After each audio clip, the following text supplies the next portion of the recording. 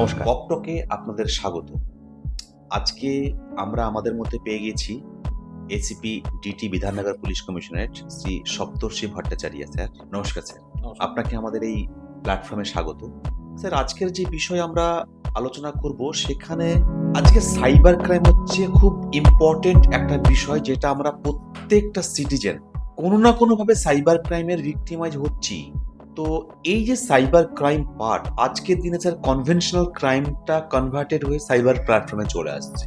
তো আজকে আমার অডিয়েন্সদেরকে আপনি এটা বলুন স্যার, যে সাইবার ক্রাইম বিষয়টা কি প্রথমত, সেকেন্ড থিং হচ্ছে যদি সাইবার ক্রাইম আমরা কিভাবে ভিকটিম হতে যাচ্ছি, সেক্ষেত্রে আমাদের প্রিকশন কি কি নেব, এই বিষয়টা যদি আপনি আমাদের সামনে একটু তুলে ধরেন স্যার। দেখুন, সাইবার ক্রাইম যদি খুব সহজ ভাষায় বলতে হয় তাহলে computer, tablet, internet, mobile phone ইত্যাদি যে মিডিয়ামগুলো আমাদের এখন দৈনন্দিন জীবনে অপরিহার্য হয়ে উঠেছে, এই মিডিয়ামগুলোর ব্যবহারের মাধ্যমে ঘটে যাওয়া অপরাধকেই আমরা সাইবার অপরাধ বলে থাকি। এবার যদি এর ক্যাটেগরাইজেশনে আমরা আসি, তার 2-3 রকমের ক্যাটেগরাইজেশন ব্রডলি আমরা করতে পারি। এক হচ্ছে ডিজিটাল অ্যারেস্ট, এক হচ্ছে আপনার ইনভেস্টমেন্ট ফ্রড, একটা হচ্ছে সেক্সটর্শন, আর একটা কেওয়াইসি এবং ওটিপি রিলেটেড ফ্রড। আরও এর ফার্দার ক্লাসিফিকেশন আছে, এটা হয়তো কোনোদিন সুযোগ হলে আপনার সাথে পরে আলোচনা করব আমরা।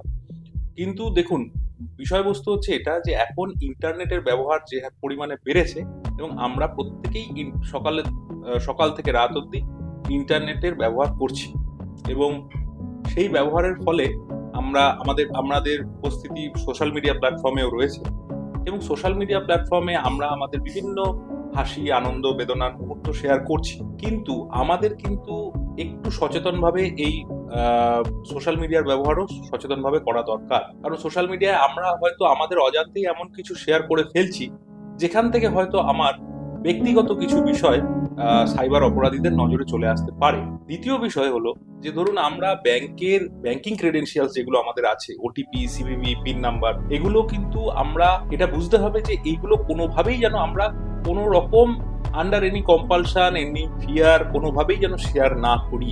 কারণ এগুলোই হচ্ছে আমার ব্যাংকিং ক্রেডেনশিয়ালসটাই হচ্ছে আমাকে ইউনিক করছে। কারণ আমার ক্রেডেনশিয়ালস আপনার সাথে এক হবে না, এবং যেহেতু এক হবে না সেই জন্যই এটা ইউনিক। একদম কাজেই আমরা যদি এটা শেয়ার করে ফেলি, তাহলে কিন্তু আমরা আমাদের ঘরের দরজার চাবি যেরকম ভাবে কাউকে দিয়ে দিলাম, চোর এলো চুরি করে নিয়ে চলে গেল, সিমিলারলি আমরা যদি এই ক্রেডেনশিয়ালস গুলো কাউকে দিয়ে দেই, তাহলে কিন্তু আমরা আমাদের ব্যাংকের চাবি দিয়ে দিলাম। স্যার, এইখানে একটু আমি আপনার কাছে এটা জানতে চাইছি স্যার। আমরা অনেক সময় কল পাই যেখানে কলার কিন্তু আমাদের পুরো ডিটেলসটা বলে দেয়। তো স্যার, আপনি জাস্ট আমাদেরকে এটা জানান যে সাইবার ক্রাইম বিষয়ে আমরা কিভাবে প্রিকশন নেব, আমরা কিভাবে নিজেকে সেফ রাখবো, ফিনান্সিয়াল উইথ আওয়ার ক্রেডেনশিয়াল।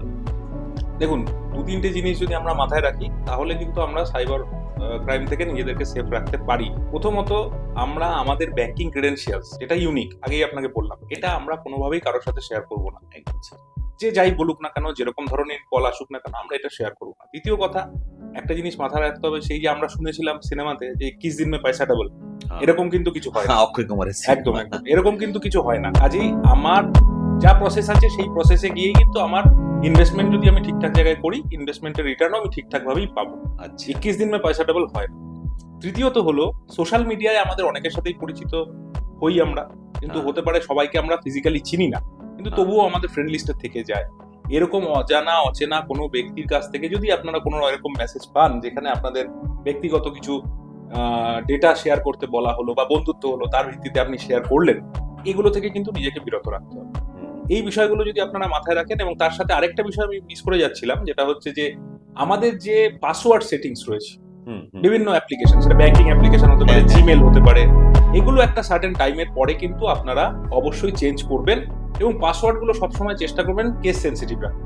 সব ধরনের ডিজিট, নিউমেরিক্যালস, আলফা নিউমেরিক্যাল হবে, এই ধরনের পাসওয়ার্ডগুলো রাখার চেষ্টা করবেন, এবং সার্টেন টাইমের পরে সেটা চেঞ্জ করবেন। হ্যাঁ, আমরা বেসিক্যালি খুব নর্মাল পাসওয়ার্ড মনে রাখার জন্য রাখি, যেমন কোনো বছরের নেম, সালের, লাইক ধরুন 2024, আমরা পাসওয়ার্ড ম্যাক্সিমাম ক্ষেত্রে মনে রাখার জন্য 2024 করে দিই। এটা আমাদের ক্ষেত্রে বড়, এটা আপনাকে মনে রাখতে হবে যে সাইবার অপরাধী যে আছে, সে যদি পারমুটেশন কম্বিনেশন করেও পাসওয়ার্ড বসানোর চেষ্টা করে, তাহলে তার মাথায়ও যে জিনিসটা হয়তো প্রথম ক্লিক করছে, সেটা আপনার মাথাতেও প্রথম ক্লিক করছে। তাই জন্য আপনি 2024 দিচ্ছেন, ঠিক একদম 25 হলে 25 দেবে, একদম স্যার। কিন্তু আপনাকে আলফা নিউমেরিক পাসওয়ার্ড ইউজ করতে হবে, এবং একটা নির্দিষ্ট সময় পর পর কিন্তু আপনি এটা চেঞ্জ করবেন। এটা মনে রাখবেন নিজের হেলথ চেকআপের মতো। কারণ আপনি হ্যাঁ। যদি এটা হেলথ চেকআপের মতো করে মাথায় রেখে করেন, তাহলে কিন্তু সাইবার অপরাধীর থেকে আপনি অনেকাংশে বাঁচতে পারবেন।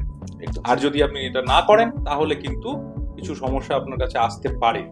আর এই সমস্যা এড়িয়ে চলার জন্য, যেরকম শারীরিক সমস্যা, স্বাস্থ্যগত সমস্যা এড়ানোর জন্য আমরা হেলথ চেকআপ করাই আফটার সার্টেন পিরিয়ড, এটাও আপনাকে করতে হবে। স্যার, আপনাকে অশেষ ধন্যবাদ আমাদের এই প্ল্যাটফর্মে। Thank you. আপনার এই মূল্যবান বক্তব্য যেটা দিয়ে আপনি আপনার অভিজ্ঞতা শেয়ার করলেন এবং প্রিকশন যেভাবে নেবে সেটা বললেন, সেটা আশা করি আমার অডিয়েন্স গুলো শুনলো, তারা জানবেন, তারা তাদের লাইফে এটাকে ইমপ্লিমেন্ট করবেন।